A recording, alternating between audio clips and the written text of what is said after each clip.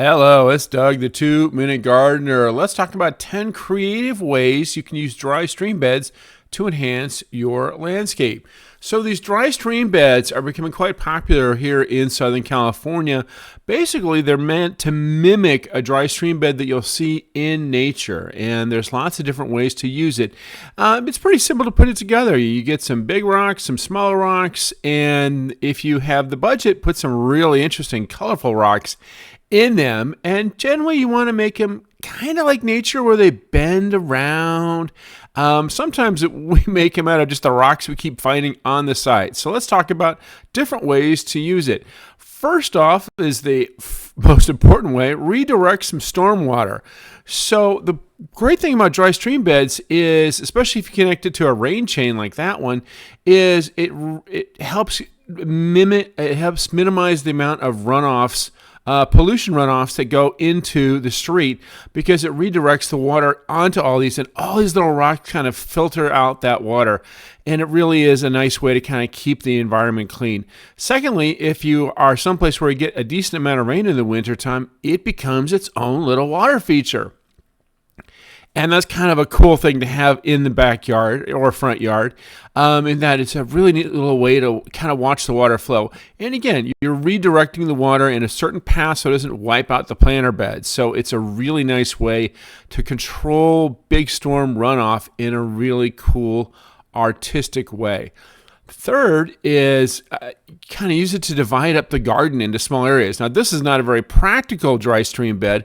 I call it that only because it's technically different than the mulch. But here I did it to actually divide the garden into different areas. It was a small little front yard, and we were doing a nice little succulent garden, but she just didn't want a big rock succulent garden.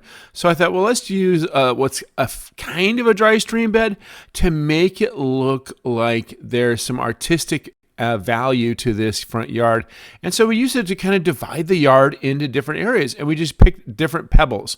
So there's Arizona cobble on the outside, and then those dark black ones are called Mexican beach pebbles, and those are really kind of cool. By the way, make sure to hit that like button if you are enjoying this video.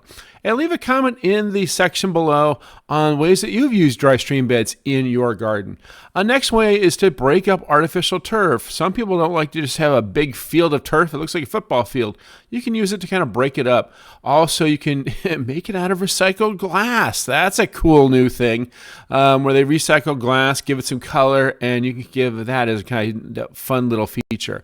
Another way is if you have like a decomposed granite pathway and you want something kind of natural, you can put it right on the edge of the path, and that's kind of a transition to the planter bed. This one was a slope erosion project.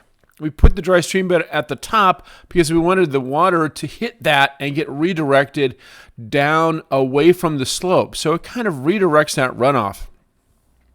This one, we actually connected multiple parts of a landscape. This is a very large backyard. We did a very elaborate putting green, as you saw in the putting green video I did a few weeks ago. And it's all tied together, all the various parts, the putting green, the play area, by this dry stream bed. It's a unifying design element. The next way you can use it is mix in some plants. Give it some interesting textures to it. They can be small plants, they can be big plants, but it kind of creates a kind of a neat little area. And finally, especially in a front yard, it just gives the landscape some nice focal point. It really enhances it. You don't have to worry about maintaining a dry stream bed, other than occasionally you'll get some weeds in it. But that's why it's really important to use that landscape fabric underneath, as you'll see in next week's video on how to build one. So there you go, 10 different ways you can use a dry stream bed to enhance your landscape. Well, this is Doug, the 2-Minute Gardener, saying if you enjoyed that video, make sure to hit that subscribe button and share this video with your friends. Hit that like button as well. Well, that's all the time we have, so thanks for watching.